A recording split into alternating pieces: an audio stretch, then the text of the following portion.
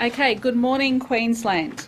We'll be giving a Bureau update in a very short period of time, but some good news overnight that the conditions are easing, especially along the coastal areas. The Brisbane River was at 2.25 metres, so that's also good news, and Gympie came down to 8 metres, so that's also good news. On the Sunshine Coast, there was about 100 millimetres of rain, and there should be some, there may be some storms and showers this evening, but the Bureau will update on that. Can I say from the outset, can I say to all of the parents in the southeast that I apologise for the inconvenience, but I think everybody would realise if you're in my shoes and you were given the advice that was given to us yesterday, I think everyone would have taken exactly the same decision. But I do acknowledge there has been some inconvenience today for parents, but safety has to come first. And at the end of the day, you can only act on the advice that you are given, and that advice given to me and to the senior management staff was that it was going to be very, very severe thunderstorms and hail yesterday, and thankfully that didn't eventuate. So in good news, and there is some good news, that the Mud Army can begin at first light tomorrow morning. We're also encouraging people to get their tetanus injections, and the Health Minister will give an update about that in a moment.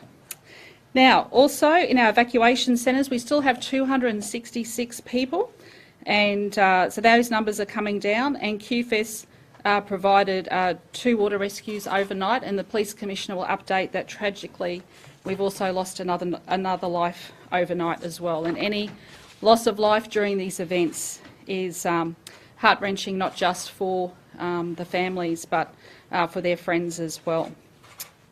Okay, so in some good news in terms of our in terms of our assistance, there has been $2.2 million paid out to 5,403 applicants, and there are 19,000 applicants in total.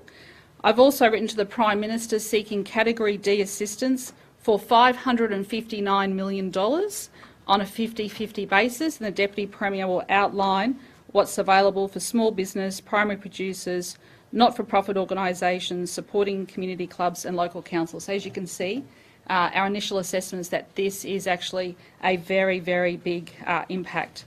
In terms of our damage assessments to date, in terms of properties, there have been 5,394 damage assessments, and we've come back with, so far to date, and of course there's going to be more, 703 severe, 886 moderate, 1,033 minor, so it has had a big impact.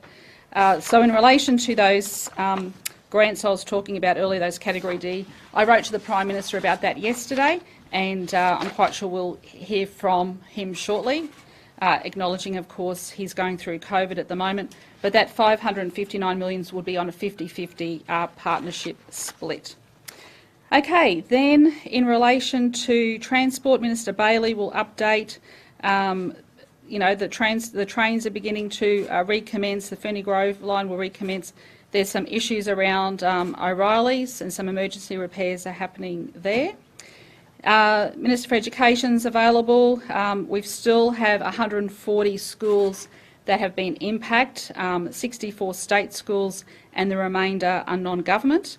Minister Brenny updated us at our QDMC meeting this morning. During this event, we had 180,000 people without power. That's actually a lot of people, a lot of homes. And at the moment, there is only 16,000 without power. And I know those crews are working around the clock to get power back on. In relation to the Australian Defence Force, they continue to assist. And can I say the assistance is fantastic. So at the moment, they've got about 260 people deployed to Gympie, Ipswich, Lockyer, and starting in Brisbane today and tomorrow, and they have another 140 to deploy. So we thank the Australian Defence Force for their assistance, and we'll also be getting the assistance of 2 Royal Australian Navy vessels to come and help out and survey the Brisbane River. So once again, excellent news. After we've finished, the Health Minister will update, of course, on tetanus if people are going about cleaning up their homes or assisting with any mud armies that are set up across the state with different local governments.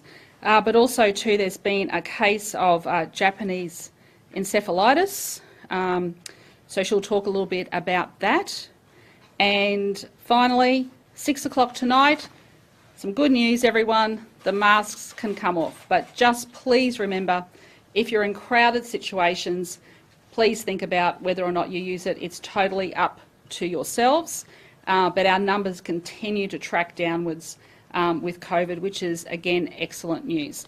So I'll hand over to the Bureau and then the Police Commissioner, the Acting State Disaster Coordinator and then the Deputy Premier.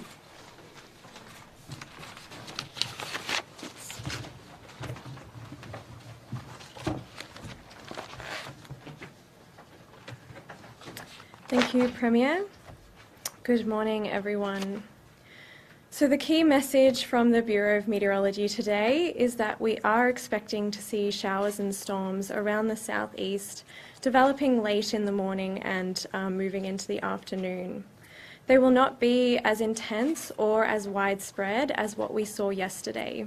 It's a return to what we would typically describe as a more normal storm situation. So like I said, developing mid-morning, pushing through with possibility of being severe, but typically just those showers and storms.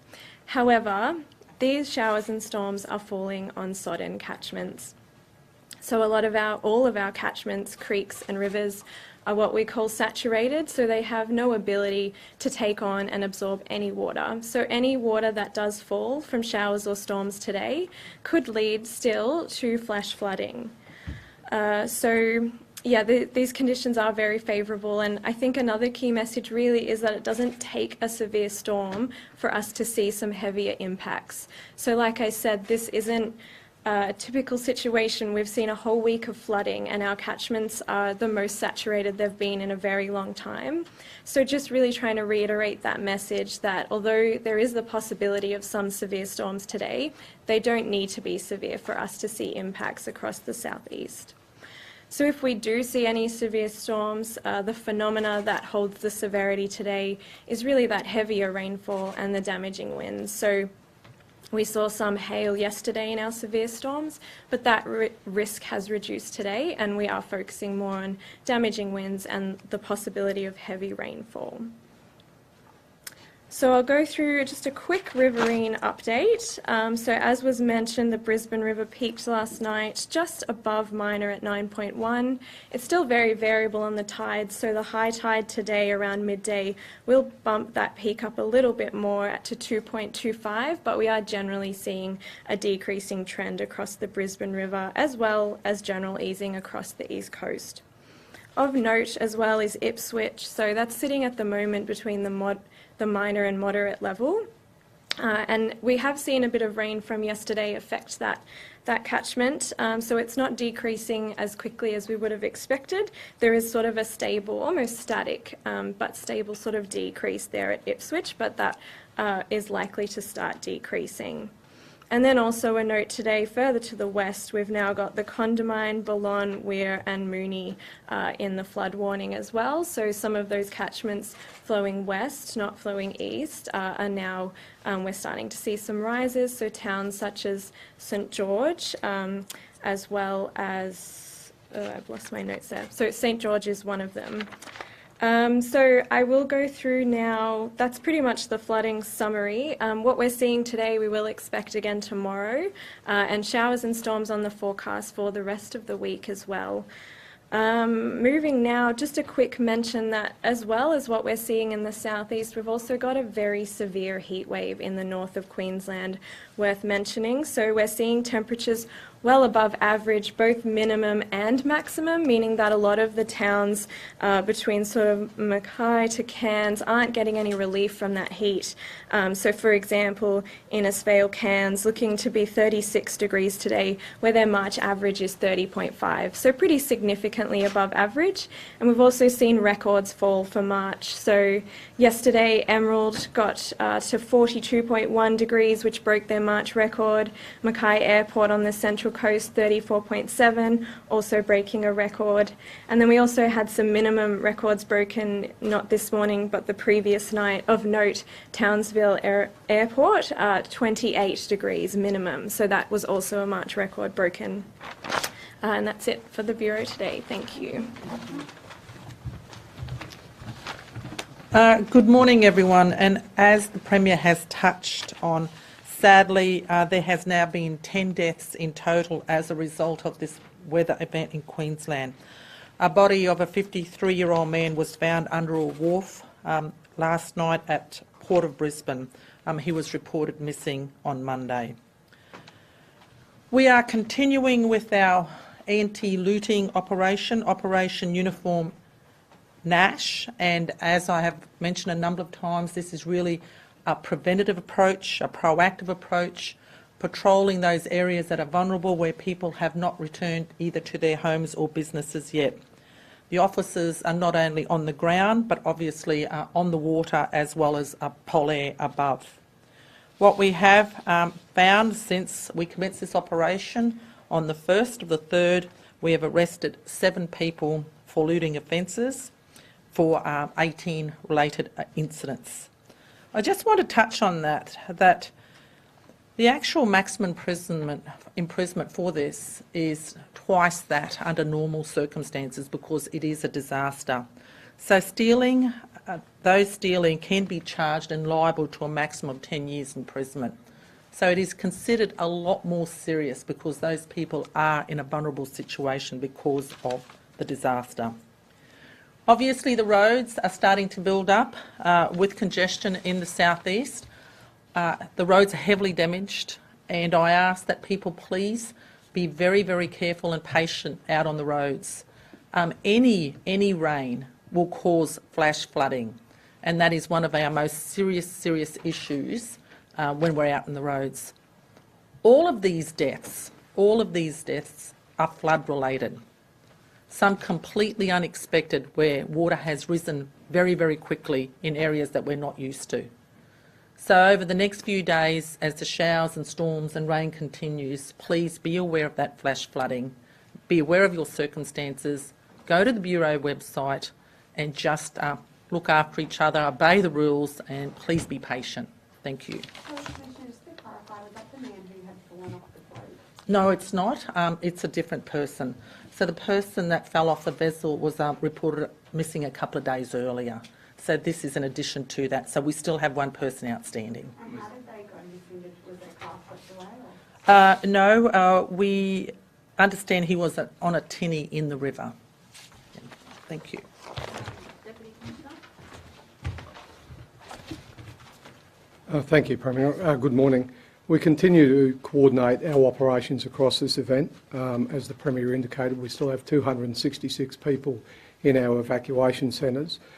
Despite the weather clearing and just having thunderstorms, we've still got a number of resupply issues to isolated communities from Gympie, Logan, Ipswich area. And now that we're starting to just lean forward into the western areas around Roma, where we're seeing some of the water moving that way and looking at the preparation for our resupply issues there. We're still working very well with the Australian Defence Force.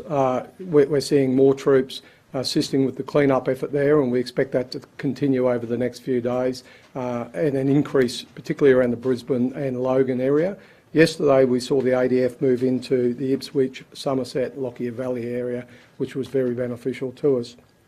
As the Bureau pointed out, we are still expecting showers and some thunderstorms this afternoon, so we can expect, if we do get heavy falls in isolated areas, we can still expect our creeks and our riverines to rise.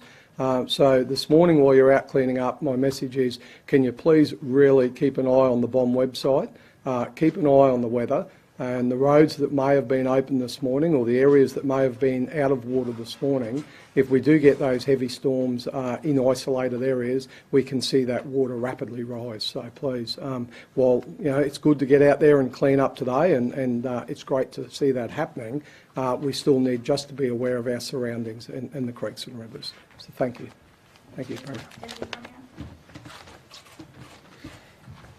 As you heard from the Premier, thousands of Queenslanders are already benefiting from the initial round of grants that were targeted to individuals and families. Today we are able to outline the next phase of grants targeting small businesses and organisations. The package itself was finalised yesterday, and the Premier wrote to the Prime Minister asking for his endorsement. These grants are 50-50 funded between the state and the Commonwealth. The package itself that we have asked for endorsement from the Commonwealth for is a $559 million assistance package targeting small businesses, primary producers, sporting organisations and supporting local government with their immediate response. So more than $500 million directed at supporting small businesses and organisations. Eligible small businesses and not-for-profit organisations will be eligible for up to $50,000 in grant funding. We anticipate 6,100 such organisations may be eligible for the grants, so we have allocated $257 million in business support. We know businesses and organisations out there affected by this disaster are struggling, and we want them to know that we will be there to support them and to support them quickly. To give you some sense of scale, this is the biggest small business support package post-disaster since 2011, so a very significant investment there. Primary producers affected by this disaster will be eligible for grants of up to $75,000, including a $15,000 upfront payment that we think roughly 2,000 primary producers will be eligible for. Sporting and community organisations will be able to apply for grants of up to $20,000, and we've allocated $32 million for those grants. We have also allocated $1 million for each of the affected local government areas as a cash injection to assist them with the immediate clean-up effort.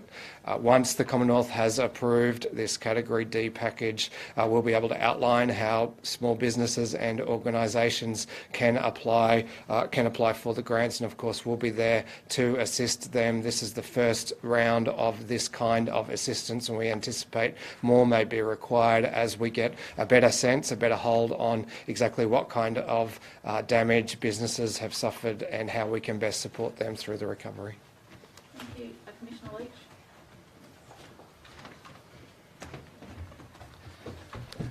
Good morning.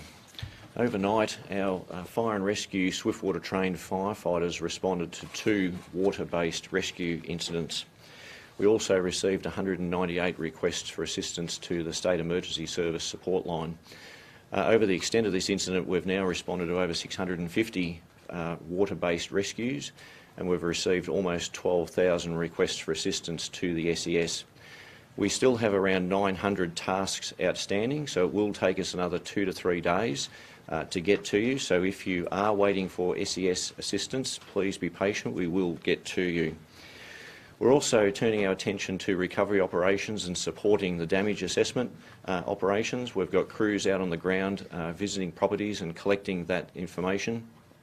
And we also have rural fire service and fire and rescue firefighting crews out assisting with wash-ups.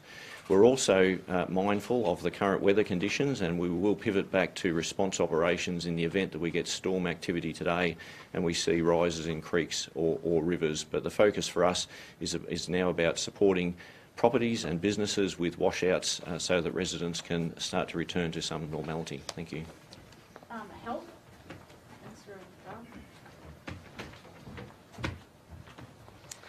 Thank you, Premier. So it's wonderful to see so many people wanting to volunteer to help their communities. We want them to be safe in doing that. So if you are planning on joining the Mud Armies or going out and helping or cleaning your own place, make sure your techness is up to date. Make sure that you are reducing the risks of cuts being infected or getting a cut or wound as part of the clean-up. So wearing gloves, closed-in shoes. We want people to make sure that they're looking after themselves. We know after the 2011 floods, we saw a number of people coming into our EDs with seriously infected wounds and cuts. So if you do get any, you can go see your GP, or if it's serious, obviously go to emergency department. But the most important thing you can do is update your tetanus shot before you go and volunteer to help out in this flood recovery. I can also report that we do have a public health alert out that's been issued following the first confirmed human case of Japanese encephalitis virus in Queensland. There is now 9 piggeries with confirmed infections of Japanese encephalitis in Queensland, New South Wales and Victoria. The one in Queensland is in Goondiwindi, but there is another one just across the border at Tenterfield. The confirmed case had recently travelled in regional southern Queensland and is currently being treated in a Brisbane hospital. This virus is spread through the bite of an infected mosquito to people and animals. In animals, it mostly occurs in pigs and horses.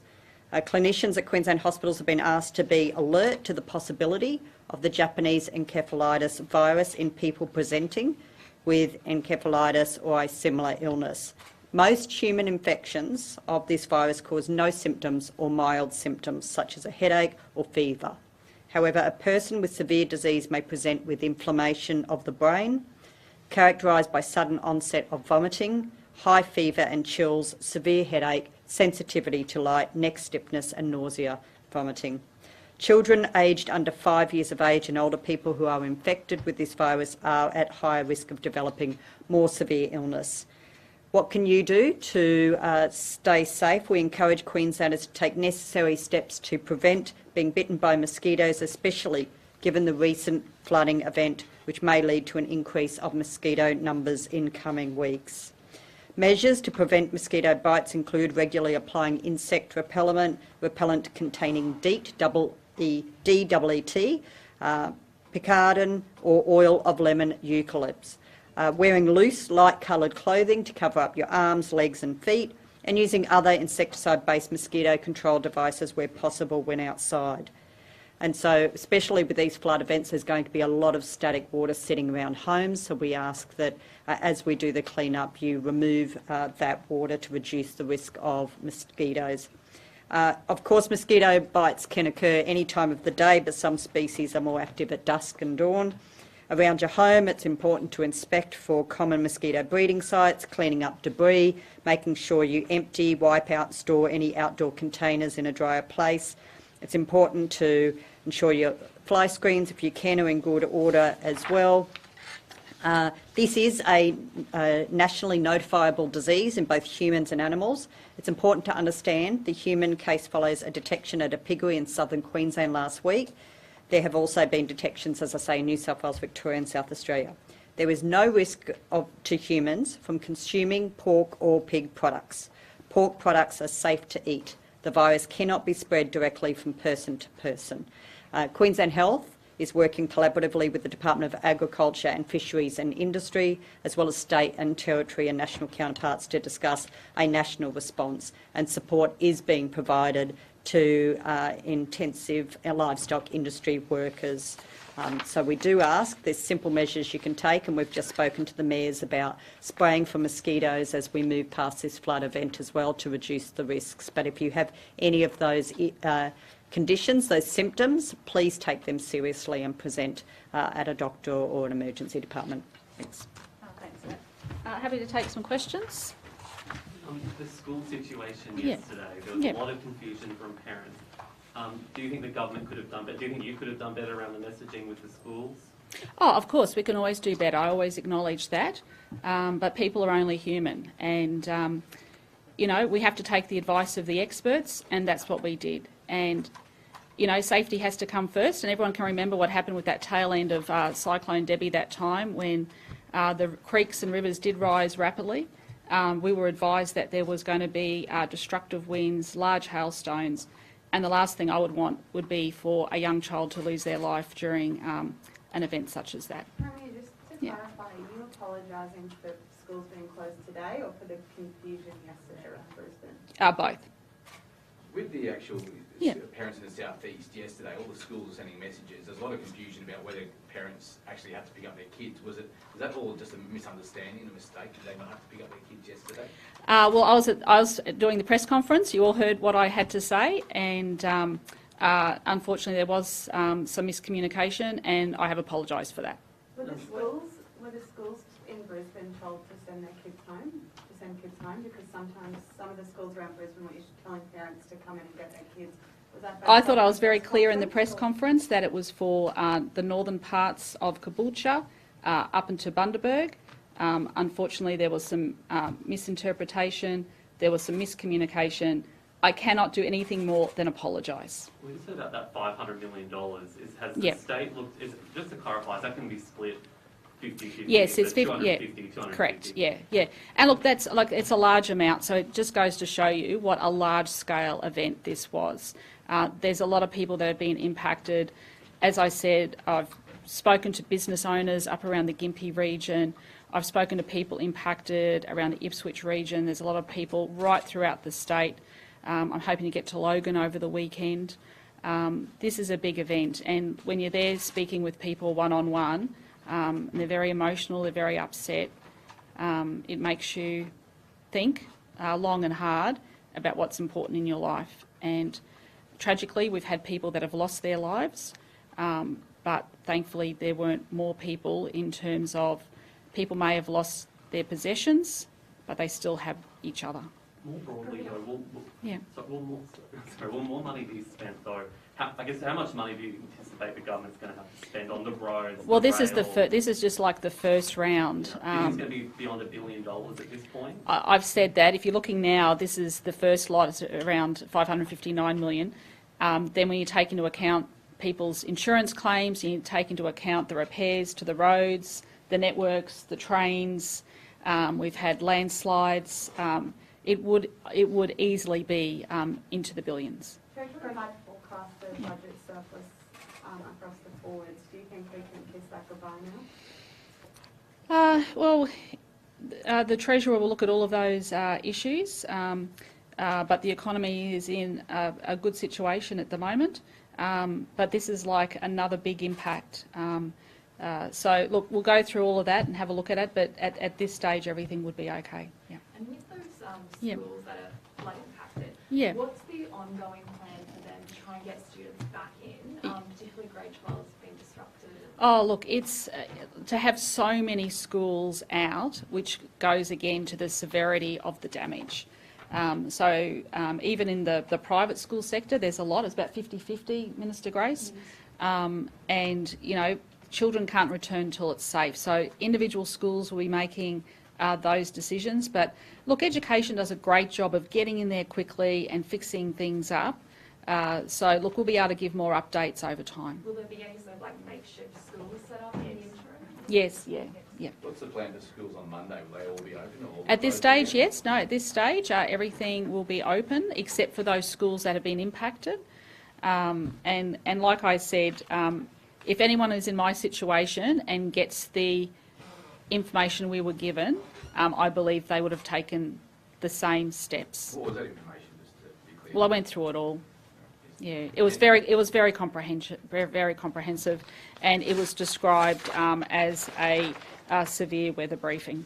In Severe, terms of, yeah. The clean-up efforts, so Yeah. what's your advice to people who want to get back out there? Because a lot of clean-up efforts were cancelled. Yeah. That advice yesterday. So what's your advice to people who want to get back out there today? Yeah, thank you. Yeah, so people can get out there today. Again, please subscribe to the Bureau and watch what the Bureau says.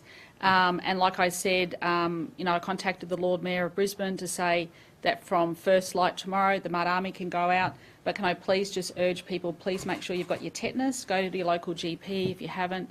Get a tetanus shot. And it's going to be great to see so many people helping. So my understanding in the budget, it was $10 million over 3 years for disaster prevention.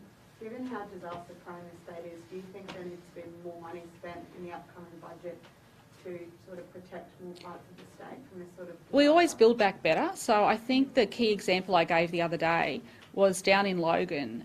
We actually built back some of the bridges after Tropical Cyclone Debbie, and they've actually withstood this impact. But of course, there's going to be impacts to roads. There's, you know, a main roads budget. There's an education budget. So look, we'll go through all of those issues, and the Treasurer will update you. So much was spent on the clean-up. Do you think we need to be spending more before these things happen? Better prepare? Well, this was a bit unprecedented. You know, I think you've even seen the New South Wales Premier said it's unprecedented. Let's face it, it's climate change. I mean, I've never seen so many natural disasters. We seem to be dealing with more and more cyclones, more floods. You know, a couple of years ago, the Commissioner and I were just talking the other day, we had the catastrophic fire event in central Queensland. Queensland never seen catastrophic before. But we're a great state, we're a resilient state, and you know, I'll tell you what, one thing is the people of this state inspire me every day, and to see how they're just getting up, getting on with things, you know, it's actually outstanding. Couple more. With that, the climate change and whatnot, Yeah. do there need to be any changes, I guess, to how the state, in terms of like plans, land use and all that to deal with this? Well, there's coastal mapping that's happening. Of course, we're looking at where the impacts are. And thankfully, we haven't, touched wood, we haven't had a serious cyclone this year across the coast, but we saw that Tropical Cyclone Debbie cost billions of dollars in damage, and communities get impacted. But the roads and the networks get built back better.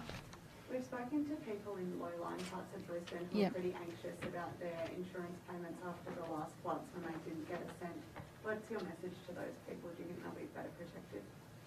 In terms of their insurance payouts. You know, after the 2011 floods, a lot of people I think, thought they were yeah, covered from memory, I think They clarified the flooding, definitely. yeah, are you able to answer? Sure. Yeah. So I met with the Insurance Council earlier in the week to talk with them about what steps they had taken as an industry to address a lot of the confusion that was caused in previous flooding events where there was disputation between insurers and their customers regarding how they were flooded, whether it was from river or creek rises versus localised stormwater inundation, leaking roofs, that kind of thing. They have since then clarified the definition of flooding, which should address some of that dispute. However, there will also be people in low-lying areas who've previously flooded who either were unable to access flood insurance or the price of that flood insurance escalated subsequent to those flooding events, and obviously those individuals will be those that will be in greatest need of support and assistance in coming weeks. What can be done to improve the cost of insurance? The Premier touched on some of the measures that we have put in place in the past to support ensuring that our infrastructure is more resilient. There is clearly a need for our planning system to properly consider not just the history of disasters but the projections going forward of how these disasters are likely to become more often and more severe. And certainly I'm looking forward to talking with local governments, mayors, about how they can better incorporate into their planning schemes these likely impacts. I have visited flooded areas in recent days that frankly should not have been built upon, and so we need to both address that, work with those residents and councils for how we can mitigate flooding risks for them, but also ensure that going forward we're not building new homes on locations that are prone to flooding or indeed other natural disasters. Just on that point, could there be some planning changes? Could there be some planning changes around, you know, where communities are built? That may well be necessary, and that's an area where, as Planning Minister, I'd like to work with local government to ensure that we aren't continuing to build in locations that are likely to suffer from these events. Thank you. Would you resume any planning? That's not on the cards at the moment. We want to start working on the planning system. You talk about climate change. Does that change your position or lessen the support for the coal industry? Because obviously there's a lot of people say how can we... No, as I've said previously, Queensland has it all. We've got a 50% renewable energy target by 2030. We've got a $2 billion renewable energy fund. You know, Queensland is lucky. We have coal, we have gas, and we have huge renewable investment, which is going to really rapidly increase over the next 10 years. Premier, one of your MPs put up a social media post in which they use or make reference to what could be described as swear words. Is it appropriate for MPs to use that type of language? And are you aware of this? No, I'm not aware of that. Okay, go. Thank you. Thank you. Thanks, everyone.